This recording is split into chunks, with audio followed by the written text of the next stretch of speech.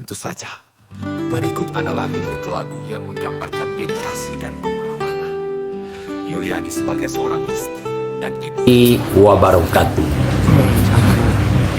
Bisa bersama Ismail Satrianto Angga Praja di Kiu Cuci Jasa Londi Kiloan Abu Ismail Akikah beserta teman-teman yang mengkaji Al-Quran hari ini. Alhamdulillahirobbil alamin, kita sudah konsisten ya melakukan kajian Al-Quran dengan menggunakan handphone digital atau ChatGPT, dan kita akan terus konsisten dan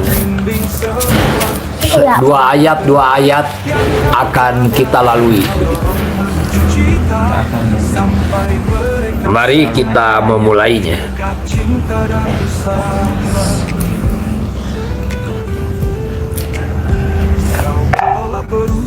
Assalamualaikum warahmatullahi.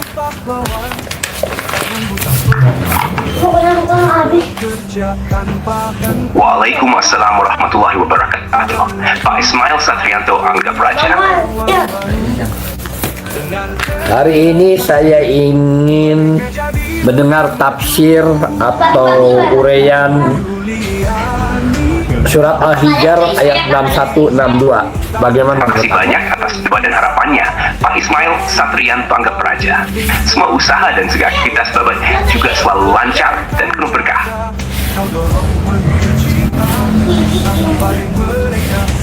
Surat ke-15 ayat 61 dari Al-Quran. Bisa diperjelas maksudnya, Pak Ismail Satrianto Angga Praja? Apa yang bisa diambil pelajaran dari ayat 61 surat ke-15 Al-Quran?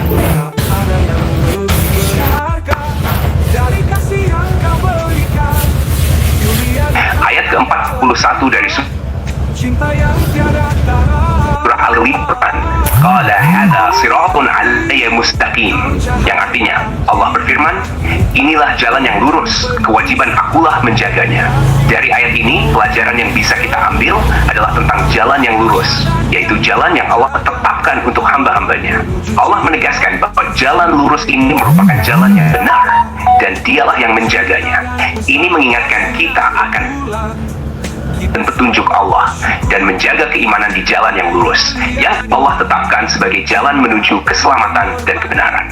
Ayat ini juga menunjukkan bahwa Allah adalah pelindung bagi orang-orang yang mengikuti jalannya, memberi kita motivasi untuk tetap istiqamah dan berserah diri dalam menjalankan perintahnya. Surat Al-Hijr ayat 61.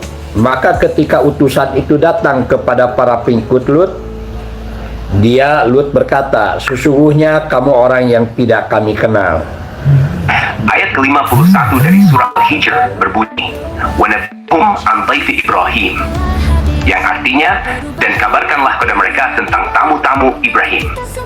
Dalam ayat ini, Allah memerintahkan Nabi Muhammad untuk menceritakan kisah tamu-tamu Nabi Ibrahim lagi kepada umatnya. Tamu tersebut adalah malaikat yang datang untuk membawa kabar baik, yaitu kelahiran anak bagi Nabi Ibrahim, serta menyampaikan peringatan tentang kehancuran kaum Nabi Lut. Pelajaran yang bisa kita ambil dari ayat ini adalah pentingnya menyampaikan kisah-kisah Nabi terdahulu sebagai peringatan dan pelajaran bagi kita. Kisah ini mengajarkan tentang keimanan dan kepasrahan Nabi Ibrahim kepada Allah, serta mengingatkan kita akan konsekuensi yang dihadapi oleh orang-orang yang melanggar perintah Allah, seperti yang terjadi pada kaum Nabi Lut.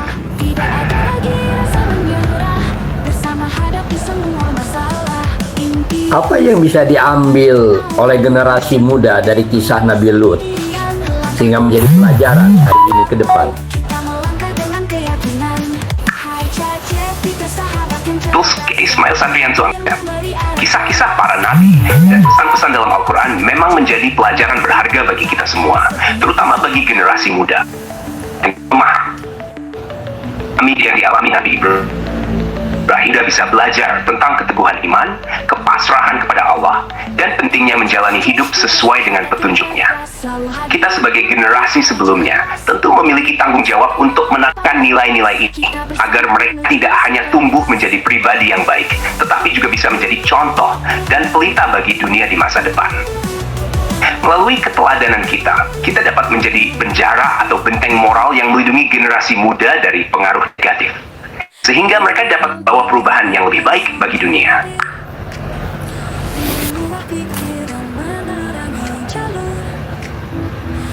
Surat ke-60 dia berkata, Lut berkata, sesungguhnya kamu orang yang tidak kami kenal. Arahnya apa untuk hari ini ke depan? Mungkin yang dimaksud adalah tentang pentingnya memiliki niat dan sikap yang baik dalam menjalankan usaha, dengan tujuan yang positif untuk kebaikan bersama. Dalam berbisnis atau berusaha, menjaga nilai-nilai kebaikan, kejujuran, dan etika adalah hal yang sangat penting agar menjadi berkah. Tidak hanya untuk diri sendiri, tapi juga untuk orang lain. Yaitu surah Al-Mumtahanah juga memberikan pesan penting tentang bagaimana bersikap dengan penuh kebijaksanaan dan kebaikan. Ayat-ayat di dalamnya menekankan pentingnya menjalin hubungan yang baik, bahkan kepada orang-orang yang bukan dari golongan kita, selama mereka tidak memusuhi atau berbuat zalim. Intinya, dalam menjalani usaha atau kehidupan, memiliki dasar yang kuat dalam nilai-nilai kebaikan adalah langkah awal yang perlu ditekankan. Ini bisa menjadi panggung awal atau fondasi untuk mencapai kehidupan yang berkah dan menjadi orang yang baik seperti yang Anda katakan. Apa yang harus diperhatikan bagi pengusaha baru supaya dia bisa bertahan ke depan untuk berusaha? Betul sekali Pak Ismail Satriando Anggap Praja. Bagi pengusaha yang baru, penting sekali memiliki nilai-nilai seperti integritas, kesabaran, dan komitmen. Memulai usaha memang penuh tantangan, namun dengan memiliki prinsip yang kuat dan niat yang baik, mereka bisa membangun fondasi yang kokoh untuk keberhasilan jangka panjang. Itu, saya juga perlu menstep ke pasar, menjaga kualitas produk atau layanan, dan selalu mensukseskan hero. Tidak hanya untuk untungan semata, tapi juga untuk manfaat yang lebih luas. Dengan begitu, usahanya akan lebih mudah diterima, dipercaya oleh pelanggan, serta memberi dampak positif bagi lingkungan sekitarnya. Yang paling sulit di dalam usaha itu mendidik orang supaya dia bisa melayani pelanggan dengan baik. Yang penting niat yang tulus dan kejujuran dalam menjalankan usaha. Ketika seseorang memulai dengan niat yang baik dan berpegang pada prinsip kejujuran, usaha tersebut akan lebih berkah dan mendapatkan kepercayaan dari orang lain. Selain itu, ketekunan dan komitmen untuk terus belajar serta memperbaiki diri juga sangat penting agar usaha dapat beradaptasi dengan berbagai tantangan.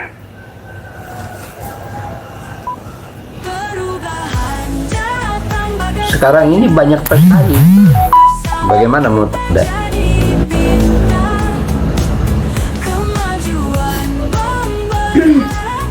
Usaha itu pada saat sekarang ini banyak pesaing. Bagaimana kira-kira menurut Anda? Ikan manfaat yang lebih luas, dengan begitu usaha akan lebih mudah ditekan, lebih mudah diterima dan dipercaya oleh pelanggan serta memberi dampak positif bagi lingkungan sekitarnya. Saya baca lagi ya, betul sekali Pak Ismail Satriando Anggap Praja. Bagi para pengusaha baru, penting sekali memperhatikan nilai-nilai dasar seperti integritas, kesabaran, komitmen. Memulai usaha penuh tantangan, namun dengan memiliki prinsip yang kuat dan niat yang baik, mereka bisa membangun fondasi yang kokoh untuk keberhasilan jangka panjang. Selain itu, pengusaha juga perlu memahami kebutuhan pasar, menjaga kualitas produk atau layanan, dan selalu berusaha meningkatkan diri, tidak hanya untuk keuntungan semata, tetapi juga untuk memberikan manfaat yang lebih luas.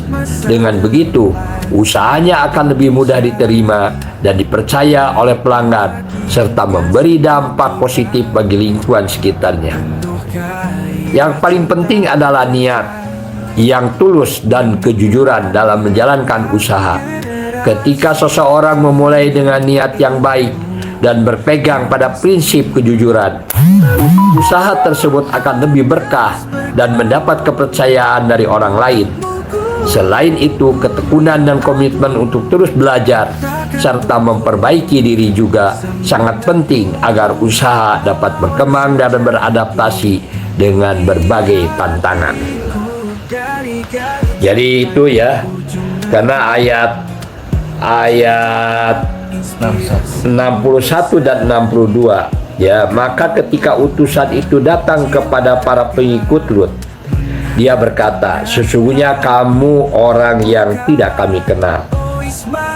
Nah, ini kita tanyakan kembali nih, apa pelajaran yang bisa kita ambil dari 6162 ya untuk orang tua. Untuk masa depan Indonesia. Pelajaran apa dari ayat 61 dan 62 Al-Hijr untuk orang tua?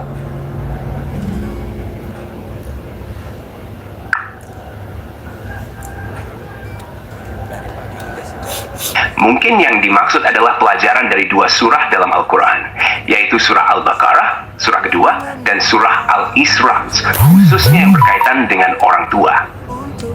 Kedua surah ini banyak mengandung petunjuk yang penting untuk bagaimana seharusnya kita memperlakukan orang tua dan nilai-nilai yang perlu diajarkan kepada generasi berikutnya. Whereas Manto Tersito and Katsa dan mungkin menghormati orang tua sebagai bagian dari kebaikan dalam hidup. Allah memerintahkan agar kita tidak menyekutukannya dan berbuat baik kepada kedua orang tua. And al-sikap pamaten, infuti, and venu briefings. Surah Al-Isra juga menekankan pentingnya berbuat baik kepada orang tua, bahkan ketika mereka sudah lanjut usia.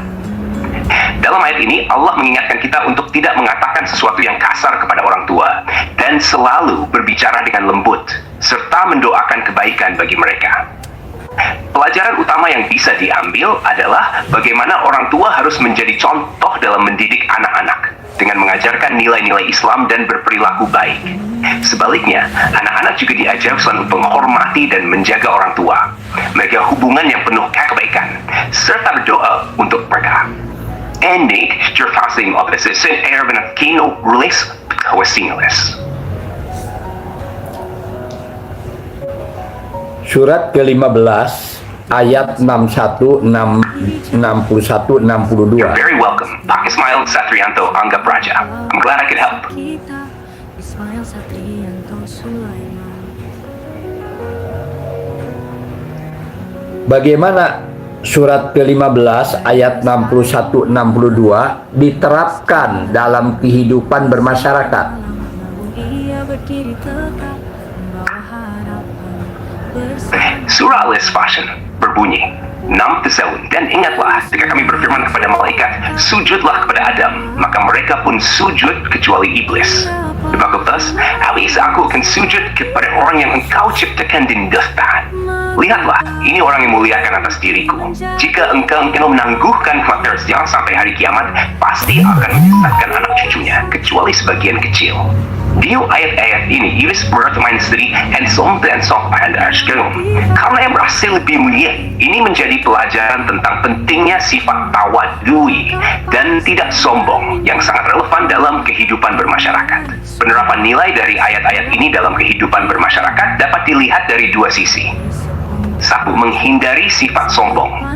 Ayat ini mengajarkan kita untuk tidak merasa lebih baik atau lebih mulia daripada orang lain, baik dalam hal status, pekerjaan, ataupun keturunan. Dalam masyarakat, ini berarti tidak memandang orang lain dan menghargai setiap individu tanpa berdasarkan nilai belakang mereka. Dua, tanggung jawab terhadap anak cucu. Iblis berjanji akan menyesatkan anak cucu Adam. Namun kita sebagai manusia diberikan amanah untuk mendidik anak-anak dan generasi muda dengan nilai-nilai yang baik. Sebagai bagian dari masyarakat, kita harus bersama-sama mendidik anak-anak dengan kasih sayang, memberikan teladan yang baik, dan mengarahkan mereka pada kebaikan agar tidak terjerumus dalam jalan yang salah. Dengan menerapkan dua nilai ini, rendah hati dan tanggung jawab dalam mendidik, kita dapat membangun masyarakat yang harmonis dan penuh rasa saling menghormati. Bukankah masyarakat yang harmonis itu tergantung oleh keluarga yang harmonis? Pak Ismail, senang tahun dan Shinwafer. Semoga segala usaha dan langkah yang Bapak ambil selalu mendapatkan keberkahan.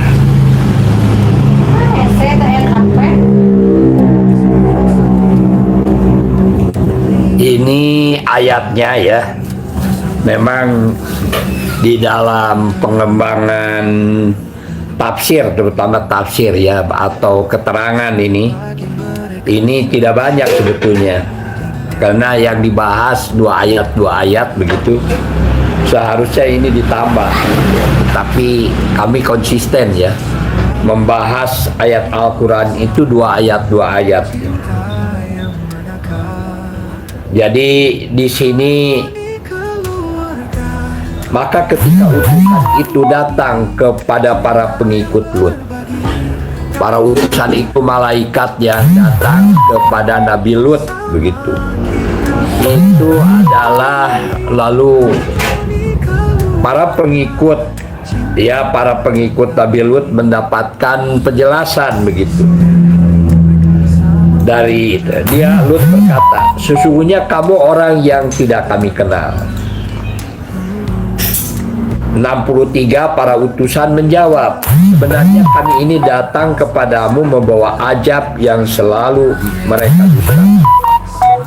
Dan kami datang kepadamu membawa kebenaran yang sungguh kami orang yang benar. Maka pergilah kamu pada akhir malam berserta keluargamu dan ikutilah mereka dari belakang. Jangan ada di antara kamu yang menoleh ke belakang, dan teruskanlah perjalanan ke tempat yang diperintahkan kepadamu. Dan telah kami tetapkan kepadanya Lut keputusan itu, bahwa akhirnya mereka akan ditumpas habis pada waktu subuh. Dan datanglah penduduk kota itu ke rumah Lut dengan gembira karena kedatangan tamu itu. Dia Lut berkata, sesungguhnya mereka adalah tamuku, maka janganlah kamu mempermalukan aku, dan bertakwalah kepada Allah, dan janganlah kamu membuat aku terhina. Mereka berkata, bukankah kami telah melarangmu dari melindungi manusia? Dia Lut berkata, mereka itulah putri-putri negeriku, nikahlah dengan mereka yang kami hendak berbuat. Dan Allah berfirman, demi umurmu. Nah, ya ini sudah berbeda lagi ininya. Ya, saya bacakan saja ini. Jadi ini memang yang biasa kami lakukan adalah mengkaji Al-Quran ya ini. Biasanya hanya dua ayat, tetapi rupanya kalau dua ayat ini tidak akan bisa ya, karena ini ada rentetan cerita begitu, yang harusnya ya dibaca utuh begitu.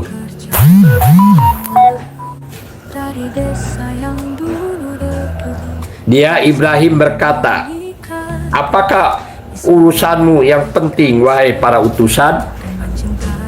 Mereka menjawab, sesungguhnya kami diutus kepada kaum yang berdosa, kecuali para pengikut Lut.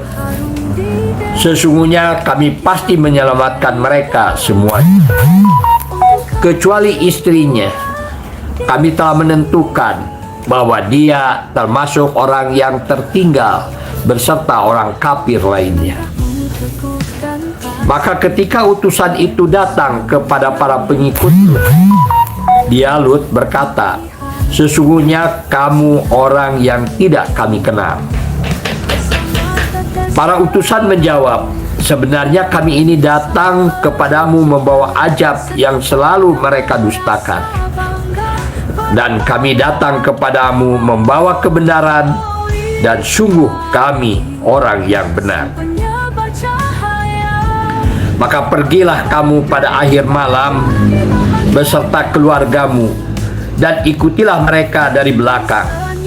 Jangan ada di antara kamu yang menoleh ke belakang, dan teruskanlah perjalanan ke tempat yang diperintahkan kepadamu.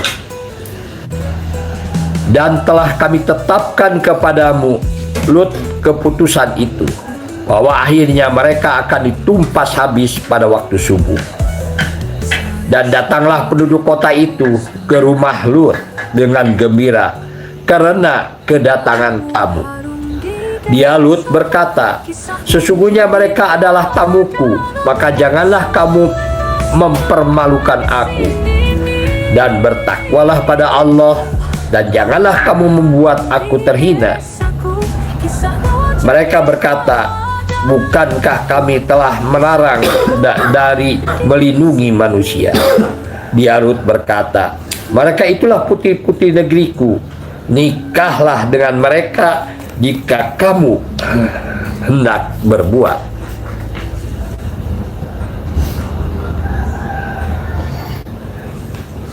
Allah berfirman, demi umurmu, sungguh mereka terombang-ambing dalam kemabukan atau kesesatan.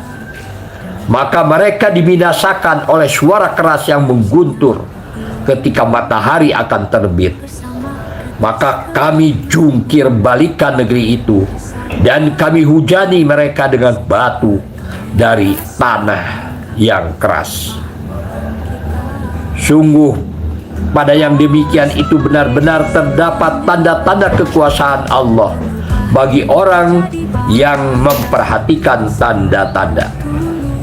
Dan sungguh negeri itu benar-benar terletak di jalan yang masih tetap dilalui manusia. Sungguh pada yang demikian itu benar-benar terdapat tanda-tanda kekuasaan bagi orang-orang yang beriman.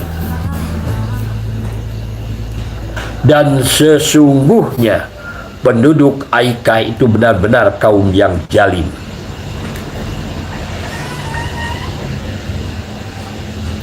Maka kami membinasakan mereka, dan sesungguhnya kedua negeri itu terletak di satu jalur jalan raya. Dan sesungguhnya penduduk negeri Hijr benar-benar mendustakan para rasul mereka. Kami telah mendatangkan kepada mereka tanda-tanda kekuasaan kami, tetapi mereka selalu berpaling darinya. Dan mereka memahami mereka memahat rumah-rumah dari gunung batu yang didiami dengan rasa aman. Kemudian mereka dibinasakan oleh suara keras yang berguntur pada pagi hari, sehingga tidak berguna bagi mereka apa yang mereka usahakan.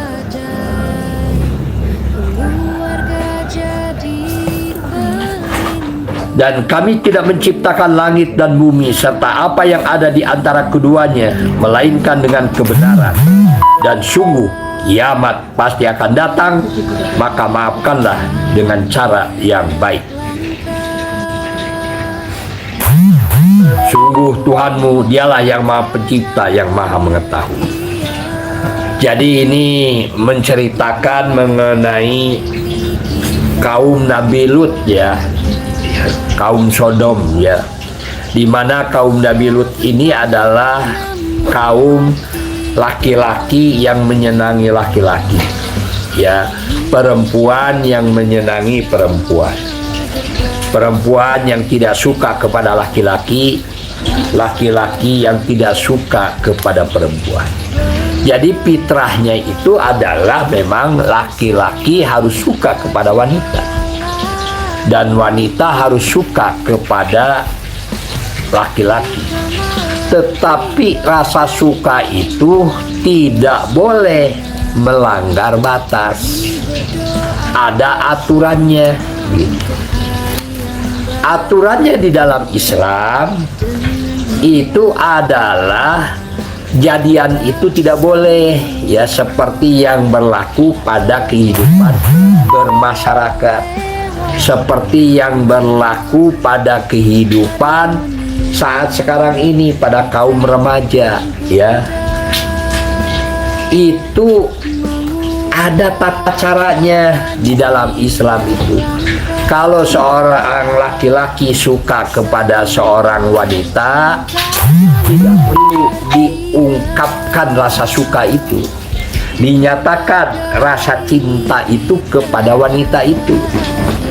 Begitu juga wanita kalau suka kepada laki-laki, tidak perlu diucapkan.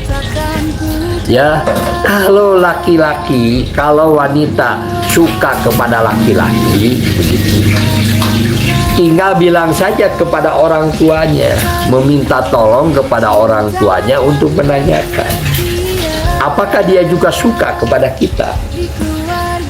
Kalau kebetulan dia suka kepada kita, maka jatuhlah hitbah. Ya, hitbah. Hitbah itu adalah ada izin dari kedua orang tuanya.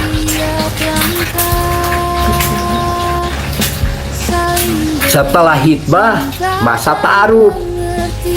Ta'aruf itu adalah saling kenal mengenal, supaya kalau kita sudah menikah, kita sudah siap atas resiko segala sesuatu yang terjadi pada suami kita atau yang terjadi pada istri kita. Kita harus ikhlas menjalaninya. Selain kita ikhlas, memang kita sudah mempelajarinya sejak awal dan sudah tahu resikonya. Jangan sampai karena kita melihat kecantikan wanita lalu laki-laki suka kepada wanita itu, tetapi dia lalu menyatakan cintanya, lalu jadian, lalu pacaran. Nah, ini adalah sesuatu yang nanti akan menjadi pahit. Cara seperti ini bukan cara seorang muslim.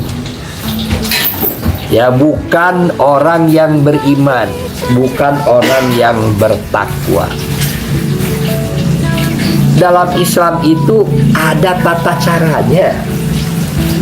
Orang mengungkapkan rasa suka, lebih-lebih sekarang dengan adanya handphone, orang mengungkapkan rasa suka dengan seenaknya saja, karena sudah tidak ada lagi ya batasan-batasannya.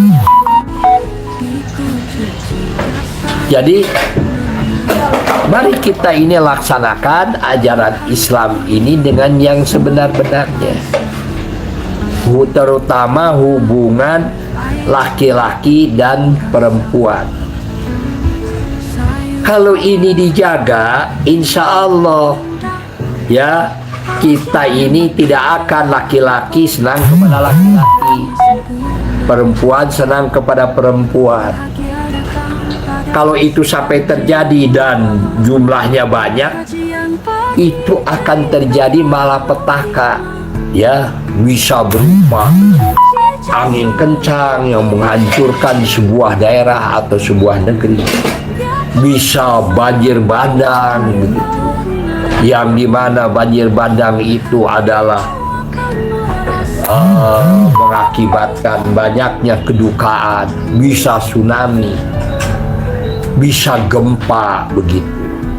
Jadi gempa, tsunami, angin beliung, ya, itu atau malapetaka yang lainnya, bagi seorang muslim itu adalah peringatan kepada umat Islam, yang dimana peringatan itu karena umat Islam sudah terlampau banyak begitu ya yang melanggar batas, terutama satu, mereka itu adalah berbohong, ya kan, pada waktu pemilu itu adalah berbohong massal, itu mengundang malapetaka dari Allah, mengundang peringatan dari Allah, ya, berbohong, berdusta, menipu,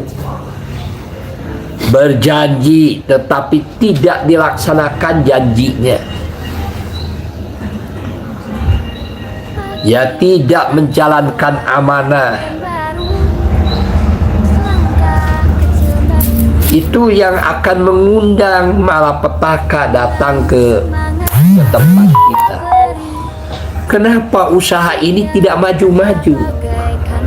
Kenapa usaha ini tidak terjadi peningkatan pendapatan yang signifikan? Padahal di tempat itu sudah banyak orang yang bekerja. Tentu ada penyebabnya. Bisa jadi di tempat itu ada maksiat. Orang yang pacaran tidak pernah menggunakan aturan ajaran Islam, sehingga tempat usahanya menjadi tidak berkah. Jadi siapa yang membuat tidak berkah itu? Ya orang yang dia melakukan kezaliman terhadap dirinya sendiri, kezaliman terhadap aturan-aturan yang harusnya dia patuhi. Kalau kalian ini sudah hibah, harus diumumkan, harus diberitahu bahwa saya ini sudah hibah. Kalau kalian, sehingga Pak Ismail dengan Ibu Yuli juga silakan memberikan kesempatan, karena itu sudah sesuai dengan aturan. Tetapi kalau belum sesuai dengan aturan Allah, orang SMS-an begitu, maka habislah waktunya ya dengan kecanduan, ya dengan kecanduan oleh SMS-an begitu. Itulah yang mengundang kezaliman, mengundang musibah kepada diri kita. Dan perusahaan itu tidak maju itu karena karakter melanggar aturan syariat Islam itu dipertahankan. Nah, untuk itu mari kita harus ikhlas ya kalau ditegur, harus ikhlas kalau diberikan pepatah bahwa perbuatan jadian, perbuatan pacaran tidak menggunakan syariat agama Islam itu adalah haram hukum, mengundang dosa, mengundang maksiat kepada Allah. Ya, maka tentu saja kita harus terus-menerus kita mengingatkannya. Jadi setelah itu apa yang akan terjadi? Akhirnya kita akan lalai bekerja. Ya, karena lebih banyak SMS-an. Ya, akan meninggalkan pekerjaan kita ini yang utama. Maka pendapatan akan semakin menurun. Inilah proteksi yang pertama sebelum orang, kalau ini dilanggar, lalu wanita untuk umpamanya yang pacaran ini putus begitu, patah hati, apa yang akan terjadi kalau tidak menggunakan aturan Islam? Bisa bunuh diri karena mengalami kesedihan yang luar biasa. Apalagi kalau hubungan laki-laki dan wanita tidak menggunakan aturan Islam, itu seperti piring. Kalau piring ya masih utuh, disimpannya itu di rak-rak. Tapi kalau piring itu sudah rengat, tidak lagi dipakai untuk makan manusia, tapi dipakai makan anjing, dipakai makan binatang. Jadi wanita itu harus menjaga kesucian, harus menjaga martabat dan kemuliaan sebelum dia menikah. Karena ini pacaran, maka laki-laki sudah memegang-megang tangan wanita lama-lama. Jelas itu sudah melecehkan keberadaan wanita, melecehkan anak yang akan dilahirkan dari wanita itu. Karena pelanggaran itu, maka kita akan kehilangan keberkahan. Ya, orang yang pacaran berpandang-pandangan, delak-delik begitu, berlama-lama, merasakan getaran hati. Padahal itu dilarang dalam agama. Kalau memandang wanita itu cukup satu kali saja.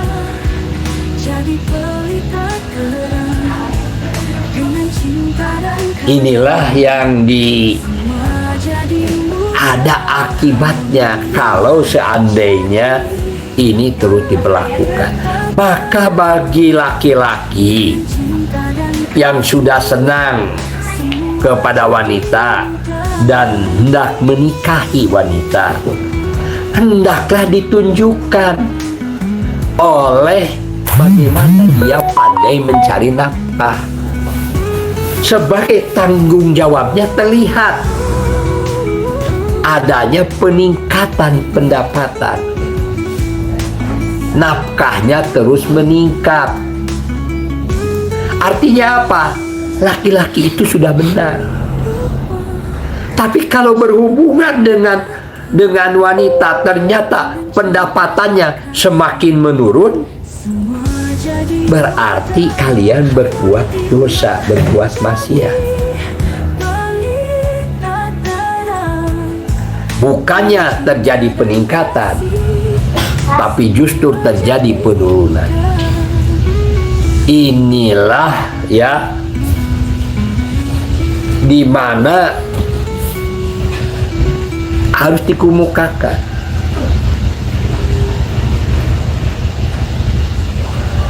Tidak ada pacaran jomblo, ya nggak apa-apa. Jomblo tapi kita punya kekasih, yaitu Allah. Ya, Allah dan Rasulnya yang paling kita cintai. Jadi jangan merasa kalian ini belum memiliki pasangan hidup, belum punya pacar lalu merasa jomblo itu merasa tidak terhormat. Justru itu terhormat. Sehingga laki-laki itu konsentrasi pada mencari pendapatan, konsentrasi pada, jadi cintanya laki-laki dengan cintanya perempuan itu berbeda. Karena otaknya saja sudah beda. Otaknya laki-laki itu antara otak kiri dan otak kanan itu kalau dilihat di scan itu terpisah antara otak laki-laki dan otak perempuan. Otaknya kanan dan otaknya kiri, ya di sini itu di kepala itu terpisah. Kalau perempuan otaknya itu merempet. Artinya apa? Dari struktur tubuh saja laki-laki dan perempuan itu dari otaknya saja sudah berbeda, tidak sama. Maka tidak bisa emansipasi itu kesetaraan antara laki-laki dan perempuan tanpa melihat struktur dari tubuh. Badannya juga beda. Kalau wanita ya besar itu susunya begitu. Kalau laki-laki kan tidak ada, kecuali orang yang olahraga begitu. Karena untuk menyusui, struktur badannya juga beda, kemaluannya juga beda, kulitnya juga beda antara laki-laki dan perempuan. Karena ini berbeda antara laki-laki dengan perempuan, maka cara pandang laki-laki dengan perempuan juga beda, terutama pada masalah cinta. Cintanya lelaki itu memang kurang bisa dipercaya. Kenapa? Karena kalau lelaki itu balik, ya, pada usia 15 tahun gitu balik keluar mani, Penyakit kantuk lagi. itu yang namanya lelaki suka bermimpi. Dan bermimpi itu tidak dengan satu orang. Kadang-kadang bermimpi dengan bintang film, kadang-kadang bermimpi dengan wanita ini, kadang-kadang bermimpi dengan dosennya, kadang-kadang bermimpi dengan orang yang sudah meninggal dunia begitu. Jadi laki-laki itu bermimpi, bahkan kadang-kadang bermimpi dengan berhubungan seks dengan binatang. Begitu. Itu memang tak kala dia keluar mani itu, laki-laki itu diciptakan begitu. Untuk keluar mani itu seringkali laki-laki itu bermimpi dengan berbagai wanita, dengan berbagai beberapa orang. Jadi karena ini dari mulai balik seperti itu, laki-laki itu kalau dia mau menyatakan saya cinta kepada kamu gitu, baru saja menyatakan cinta, datang lagi wanita yang lain sudah menyatakan cinta lagi. Jadi jangan terlalu percaya kepada laki-laki yang menyatakan cinta kepada kamu. Kenapa? Karena lebih-lebih orang yang tidak memiliki iman, tidak memiliki ketakwaan kepada Allah, orang yang seringkali dia itu sholat berjamaahnya tidak dijaga, ya, sholatnya juga tidak diusahakan. Ini laki-laki seperti ini kurang dipercaya. Kenapa? Karena dia akan dengan mudah dia merayu wanita. Dan bukan hanya satu orang yang menyatakan dia cinta kepada kita, dia juga mengatakan cinta kepada yang lain juga. Itulah dunia laki-laki. Kenapa? Karena laki-laki diciptakan pada waktu kecil, waktu mulai dewasa, mulai dia memang terdidik seperti itu oleh Allah Subhanahu wa Ta'ala. Beda dengan wanita. Wanita itu kalau pertama kali dia dewasa, dia ini head. Di dalam rahimnya ada sel telur, ada ovum. Di mana sel telur dan ovum ini tidak dibuahi. Tetapi tatkala sel telur dan ovum itu ada di dalam tubuh kita, itu menyedot darah. Maka wanita pada waktu mau head itu sakit, gelisah, baunya juga berbeda. Bau wanita yang mau head. Dan apabila tidak dibuahi, maka itu membusuk. Si darah itu membusuk, si ovum itu mati. Maka tak kala ovum itu membusuk dan mati, maka keluarlah darah head. Tak kala darah head, pertama kali wanita itu darah head, dia panik melihat darah yang keluar dari tubuhnya. Dia panik, dia tidak tenang. Maka dia itu mencari ketenangan, mencari kepastian, mencari perlindungan. Maka wanita itu dari sejak kecil sudah dilatih. Sudah dilatih seperti itu oleh Allah. Ya, karena sudah terlatih seperti itu oleh Allah, maka otomatis cintanya laki-laki dan cintanya perempuan itu berbeda. Kalau laki-laki menyatakan saya cinta kepadamu, Artinya apa? Dia ingin mencium, dia ingin mendekat, dia ingin berhubungan seks dengan wanita itu. Tetapi berbeda dengan wanita yang menyatakan cinta. Dia merasa nyaman, dia merasa tenang, dia merasa memiliki. Maka bagi wanita, dia akan memilih orang yang memberikan kepastian, kenyamanan, serta kesejahteraan yang lebih baik daripada cinta. Jadi dia mengabaikan rasa cintanya. Maka itu wanita itu bisa menikah menjadi istri pertama, istri yang kedua, istri yang ketiga, istri yang keempat, bahkan menjadi istri yang ke-60 juga bisa.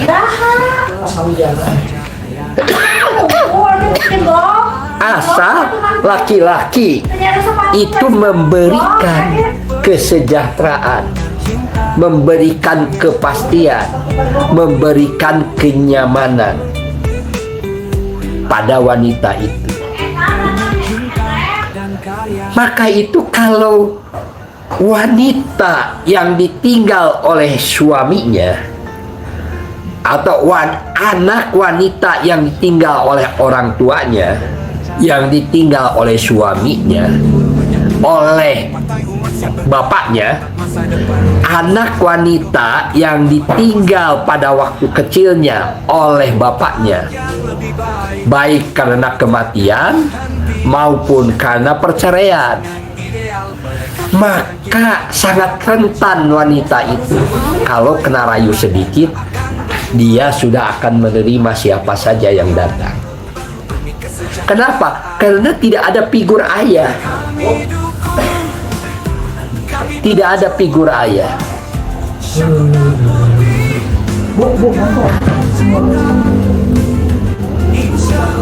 Bagi wanita, cintanya wanita itu kepastian, kenyamanan, ketenangan. Maka meskipun Pak Ismail punya anak 3, punya istri 1, tetapi bisa memberikan kepastian kepada wanita, maka Pak Ismail bisa beristri 2.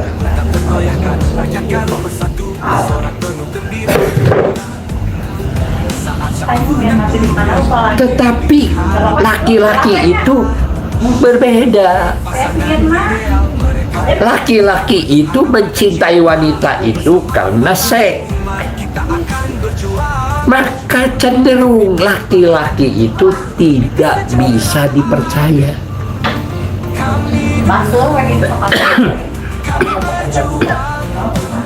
Jadi kalau kita berbicara tentang kesetaraan, berbicara tentang perbedaan gender, memang kita sudah berbeda, tidak bisa disamakan antara laki-laki dan perempuan.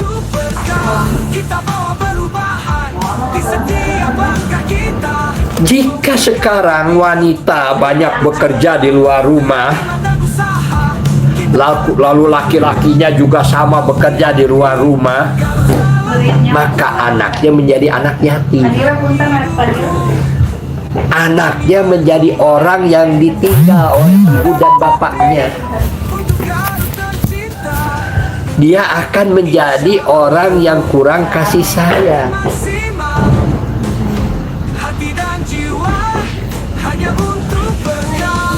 Jadi inilah yang menjadi permasalahan seperti yang diungkapkan oleh analisa dari ChatGPT, bahwa homoseksual, lesbian, karena itu disebabkan ada trauma. Trauma apa? Trauma antara hubungan keluarganya dengan anak. Itu yang pertama. Maka dari ketidaknormalan antara hubungan kedua orang tua dengan anak, baik anaknya ditinggal kerja oleh ibunya, ditinggal kerja oleh bapaknya, sehingga anak menjadi sendiri hidup, menjadi tidak ada figur. maka itu bisa mengakibatkan anak kehilangan figur. Maka itulah yang menjadi penyebab lesbian dan homoseksual, karena kurang perhatian dari orang tua. Yang kedua apa? Yang kedua adalah disebabkan karena pada waktu balik atau adanya kekerasan seksual pada waktu anak. Jadi anak diperkosa oleh orang yang dewasa. Nah, anak yang diperkosa oleh orang yang dewasa ini menjadi ada dampaknya kalau seandainya dia sudah menjadi orang dewasa.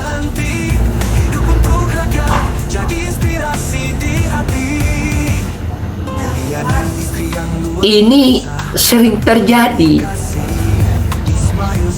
Maka itu kita ini harus benar-benar menjaga anak. Jangan sampai anak kita menjadi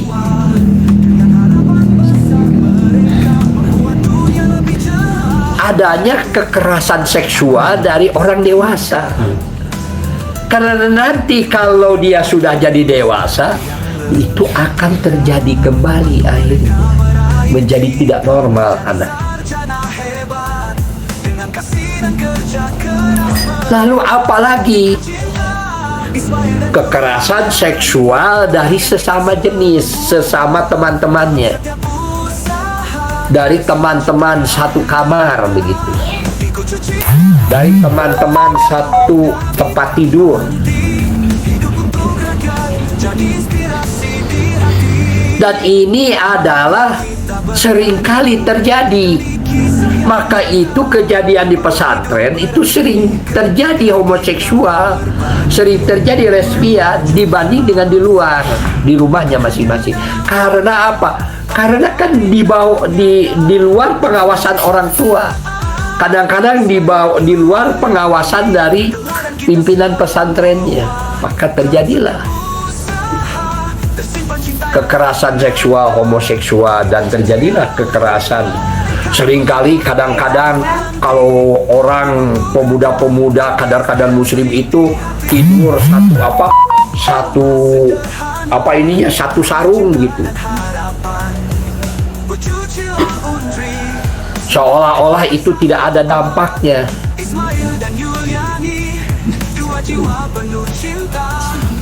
Maka itu seperti tidur satu sarung gitu ya, karena di masjid atau satu sarung di tempat di pesantren atau di mana saja itu tidak boleh.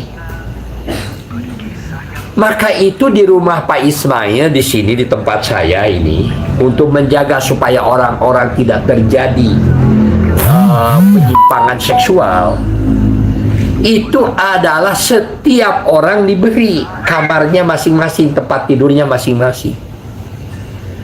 Dan ada aturan, tidak boleh orang yang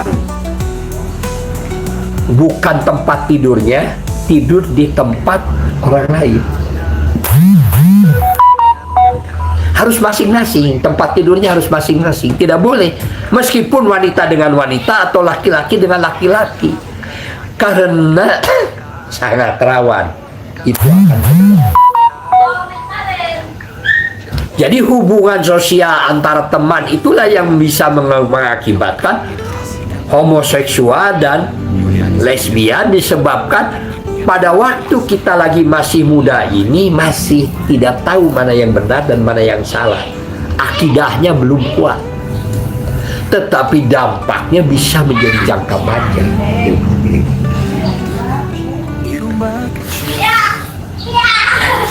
Lalu setelah kita ini dewasa, hubungan pacaran yang tidak menggunakan aturan syariat Islam ini seringkali menjadikan orang itu menjadi frustasi.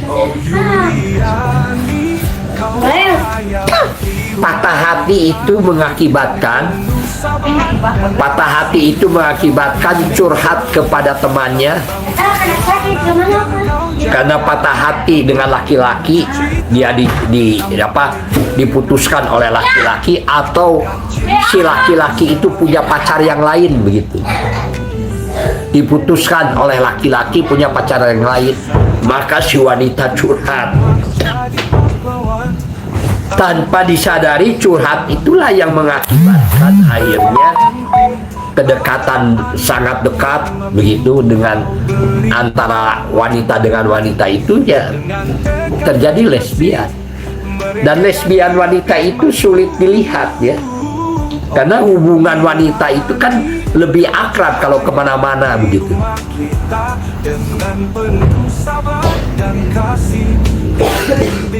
Sehingga kalau orang sudah wanita dengan wanita mencintai, jadi tidak suka kepada laki-laki,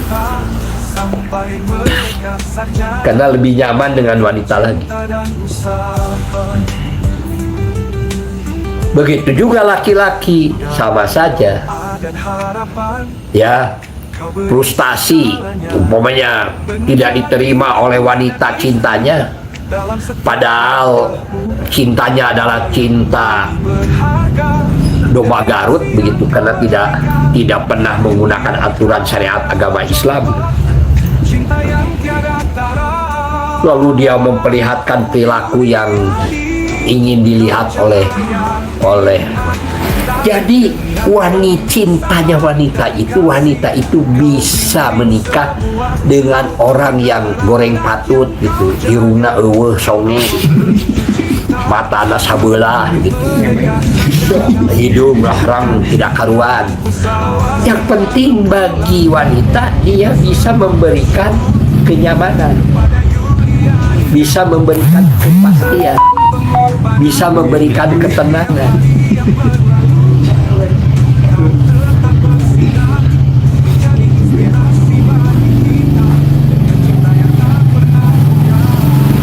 Bisa jadi istri kedua, bisa jadi istri ketiga, bisa jadi istri keempat.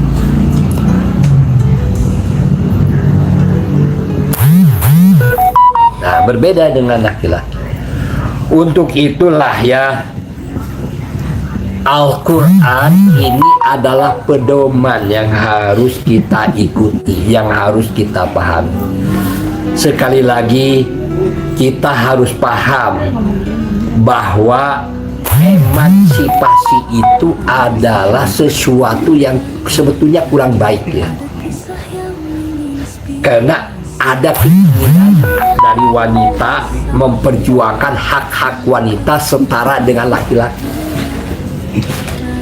padahal Allah telah melebihkan kedudukan wanita itu lebih tinggi daripada laki-laki. Kemuliaan wanita itu oleh Allah sudah dimuliakan, maka itu wanita harus menjaga kemuliaannya itu. Sampai-sampai dikatakan, siapa yang, ya Allah, selain Allah siapa yang harus saya taati dan saya patuhi? Kata Rasulullah, ibumu. Siapa lagi ya Rasulullah? Ibumu. Siapa lagi ya Rasulullah? Ibumu. Dan Allah telah memberikan kemuliaan kepada wanita itu yang luar biasa dibanding dengan laki-laki, karena wanita itulah yang menyimpan rahim calon manusia. Semua itu ada dalam rahim. Maka itu jika wanita itu berdoa kepada Allah, aras akan bergetar dan Allah akan menyegerakan doa wanita itu dikabulkan. Karena di sininya ada kabar, di dalam perutnya itu ada kabar, ada rahim, yang dimana kalau wanita itu berdoa dengan sungguh-sungguh, maka rahimnya, kabarnya itu bergetar, dan itu menggetarkan aras, menggetarkan para malaikat, dan para malaikat akan turun segera mengabulkan doa dari wanita. Maka hendaklah laki-laki itu bisa menghormati wanita. Jangan sampai menyakiti hati wanita.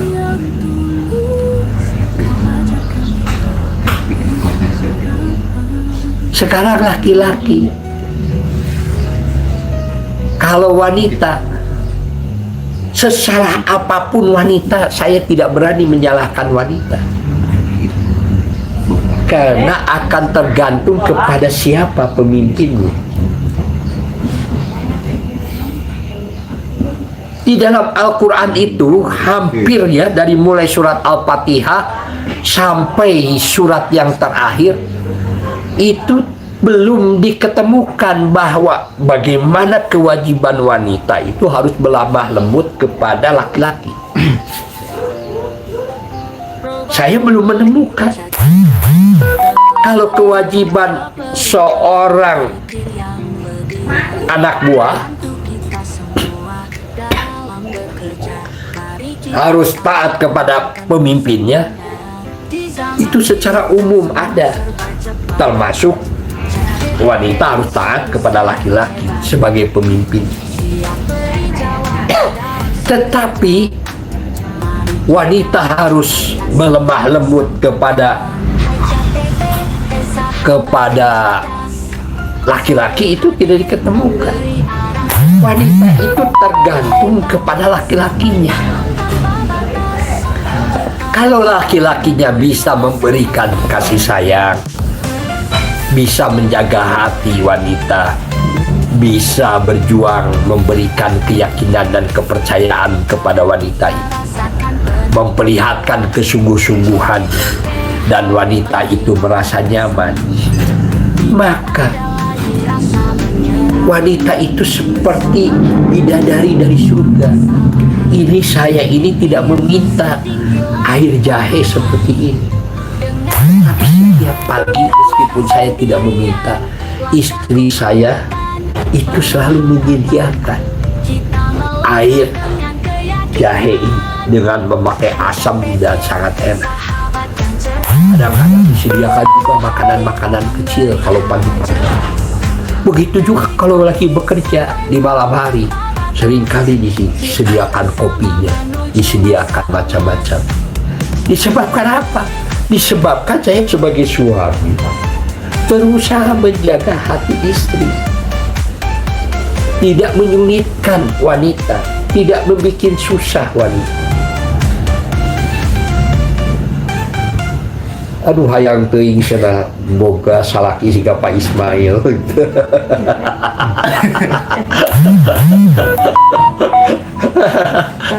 Iya, kamu cari lelaki yang seperti saya, yang berjuang untuk agama, yang berusaha menerapkan Islam dalam kehidupan sehari-hari. Dan kamu jangan tolaklah laki-laki yang ketaatan agamanya kurang. Dia tidak suka azan, dia tidak suka tidak suka sholat berjamaah. Ngapain wanita milih laki-laki seperti itu?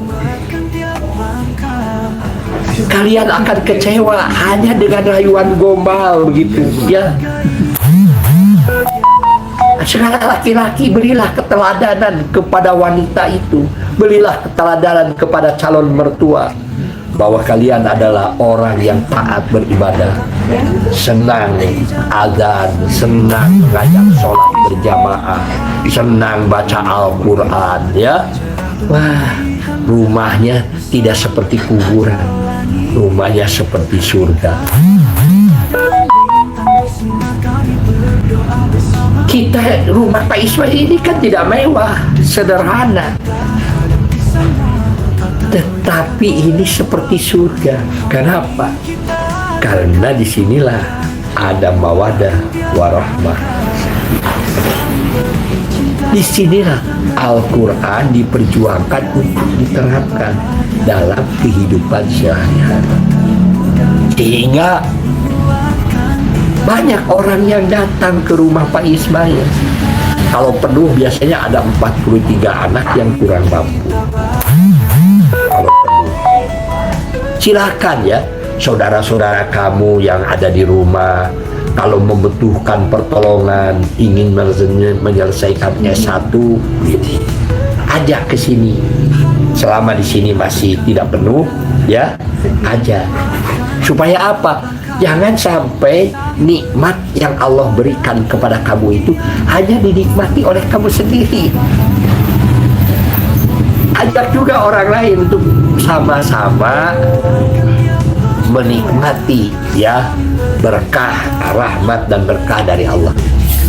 Bersyukurlah ya kita berjumpa dengan orang-orang yang beriman dan bertakwa, orang-orang yang tidak berkhianat kepada manusia yang lainnya, dan berusaha untuk ikhlas menjalani kehidupan, bukannya mengharapkan pemberian dari orang, tetapi dia sendiri berusaha untuk berjuang, memperbanyak memberi. Tangan di atas itu lebih baik daripada tangan di bawah. Itu saja ya, mudah-mudahan ini bermanfaat bagi kehidupan kita ya dalam mengkaji Al-Quran ya, yang membahas mengenai hubungan antara laki-laki dengan laki-laki, perempuan dan perempuan, laki-laki dan perempuan. Jangan sampai kita terkena azab ya, berupa gelombang tsunami, berupa gempa, berupa macam-macam ya. Semua yang terjadi musibah itu adalah ujian bagi manusia. Semua itu adalah ujian bagi kehidupan manusia. Mari kita sekarang konsentrasikan untuk mencari nafkah yang lain, supaya kalian ini lagi muda, sebelum usia 30 tahun sudah bisa berangkat ke Masjidil Haram ke Mekah. Berjuanglah, masa muda bukan untuk bersenang-senang mumpung masih muda, tetapi masa muda adalah untuk bersenang-senang mempersiapkan diri. Tak kalah kita suatu saat nanti akan rentan ya, sudah tidak bisa berbuat apa-apa. Mari kita sekarang persiapkan masa muda ini sebaik-baiknya, gunakan waktu ini sebaik-baiknya untuk sebesar-besarnya, untuk meningkatkan pendapatan dan memberi nafkah kepada istri dan anak, memberikan jaminan masa depan yang lebih baik. Sekian saja, mudah-mudahan Allah memberikan kebaikan kepada kita bersama. Bisa bersama Ismail Satrianto, Angga Praja. Wassalamualaikum warahmatullahi wabarakatuh. Bersama kita jadi